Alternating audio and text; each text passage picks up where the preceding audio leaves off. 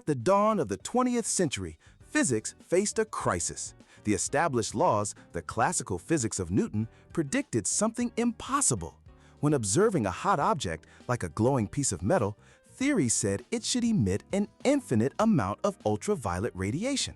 This ultraviolet catastrophe was a clear sign that our understanding of the universe was fundamentally broken at the smallest scales. The first crack in the old reality came from Max Planck. In 1900, he proposed a radical, almost desperate idea.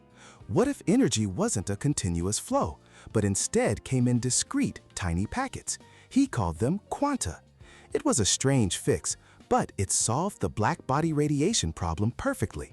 The math worked, but the implication was staggering. 5 years later, Albert Einstein took this idea and ran with it. He looked at the photoelectric effect, the mystery of why light shining on metal could knock electrons loose. He argued that light itself must be made of these energy packets, which we now call photons. Suddenly, light wasn't just a wave, it was also a particle. The more intense the light, the more photons it had, but the energy of each photon depended only on its frequency, its color. This opened the floodgates to quantum mechanics.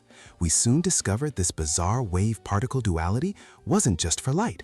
Everything, from an electron to a baseball, has a wave nature. Werner Heisenberg then revealed the uncertainty principle, a fundamental limit on reality itself.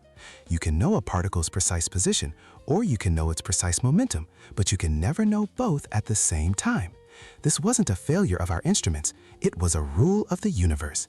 The predictable clockwork world was gone, replaced by one of probability and quantum strangeness that paradoxically forms the bedrock of all our modern technology.